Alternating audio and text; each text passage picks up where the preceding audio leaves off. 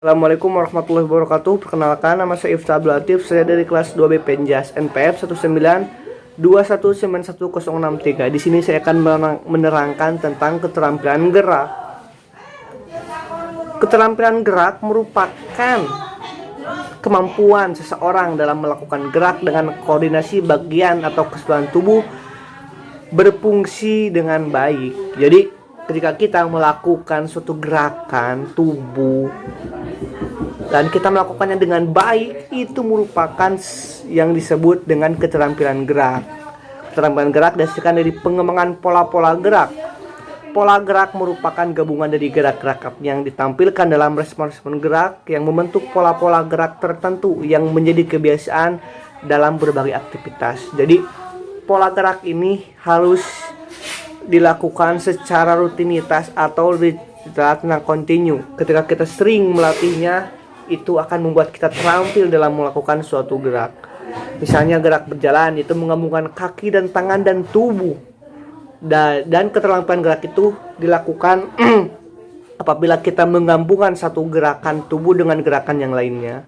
Miguel 2011 berkata dalam bukunya Book Motor Learning and Control, ketika mereka berlari, berjalan, menggunakan kaki palsu, melempar bola baseball, memukul bola tenis, bermain piano, maka apa yang mereka lakukan disebut keterampilan gerak. Keterampilan gerak adalah perilaku gerak yang dilakukan seorang timbul atau respon yang berasal dari diri sendiri atau dari lingkungan yang mengarah kepada seseorang tersebut. Ada perbedaan mengenai keterampilan gerak atau motor skill dengan gerak yang terampil atau skill movement. Menurut William 2010, keterampilan gerak tidak lahir dengan sendirinya. Seorang harus mempelajari keterampilan tersebut untuk mencapai atau memiliki keterampilan gerak yang baik. Diperlukan proses belajar dan berlatih dalam jangka waktu tertentu. Faktor atau bakat, minat, kesungguhan belajar, media belajar, metode belajar, dan tingkat kesulitan gerak sangat mempengaruhi lamanya waktu belajar. Nah, seperti yang saya katakan tadi bahwa keterampilan gerak itu tidak lahir atau tidak bisa terjadi secara sendiri, harus dilakukan dengan belajar atau dilatih secara tertentu. Waktu itu tergantung seberapa dia cerdas atau pandai dalam melakukan hal tersebut. Menurut William 2010 juga ada beberapa faktor yang mempengaruhi pembelajaran keterampilan gerak, yaitu keterampilan yang harus dipelajari. Jadi apa keterampilan yang harus dipelajari? Jadi tidak sewenang-wenang mempelajari semua gerakan, tapi biasanya harus ada gerak-gerak tertentu yang harus dipelajari. Yang ketiga adalah kondisi di mana keterampilan gerak itu dipelajari. Seorang yang mampu melakukan gerak yang tampil harus memiliki keterampilan gerak. Gerakan yang tampil atau skill movement adalah kemampuan seorang melakukan gerakan dengan benar, efisien, dan efektif. Yang kedua adalah klarifikasi keterampilan gerak. Menurut Lutan 1988, keterampilan gerak dapat diklarifikasikan sebagai berikut. Yang pertama, keterampilan gerak gross skill dan keterampilan halus fine skill. Perbedaan keterampilan ini adalah pada ukuran besar otot yang terlibat, jumlah tenaga yang dikeluarkan, atau lebarnya ruang yang digunakan untuk melaksanakan gerakannya. Keterampilan gerak kasar lebih membutuhkan pengorganisasian otot-otot besar disertai pengarahan tenaga yang banyak, sedangkan keterampilan gerak halus lebih mempergunakan otot-otot kecil dan sering membutuhkan kecermatan dan koordinasi mata dan tangan. Yang kedua, keterampilan gerak diskrit, serial, dan kontinus. Keterampilan gerak diskrit adalah segala keterampilan yang dapat dikenal saat permulaannya dan saat berakhirnya. Keterampilan gerak serial adalah aksi distrik menjadi satu, sedangkan keterampilan kontinus tidak mengenal saat mulai dan berakhir. Klarifikasi gerak ini cenderung ditinjau dari gejala penampilannya. Yang ketiga adalah keterampilan gerak terbuka, open skill, dan keterampilan tertutup, closed skill. Pergolongan yang keterampilan ini berdasarkan seberapa jauh lingkungan yang dapat diprediksi selama peragaan gerak.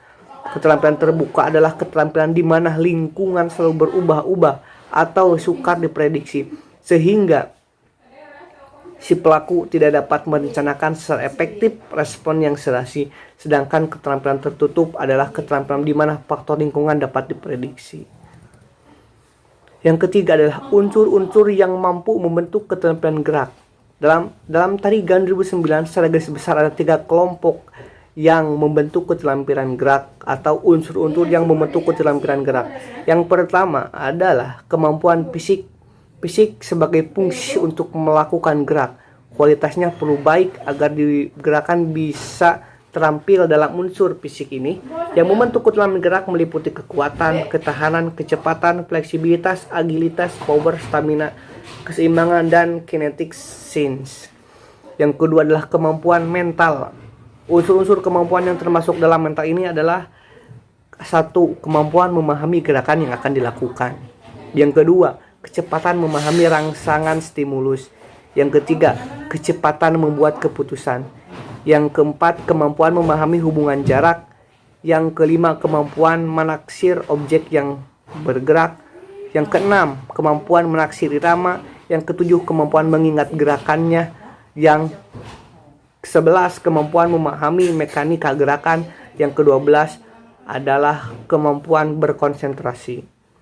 Yang ketiga adalah kemampuan emosional. Kemampuan emosional yang berpengaruh pada saat melakukan gerak terhadap kualitas penampilannya adalah kemampuan pengendalian diri dan perasaan. Jadi kesimpulannya adalah keterampilan gerak merupakan kemampuan seseorang dalam melakukan gerakan dengan koordinasi bagian keseluruhan tubuh berfungsi dengan baik. Keterampilan gerak dihasilkan dari pengembangan pola-pola gerak. Pola gerak merupakan gabungan dari gerakan-gerakan yang ditampilkan dalam respon gerak yang membentuk pola-pola gerak tertentu menjadi kebiasaan dalam berbagai aktivitas. Mungkin cukup sekian yang dapat saya sampaikan. Mohon maaf bila banyak kurangnya. Banyak salahnya. Bila topik wedaya. Wassalamualaikum warahmatullahi wabarakatuh.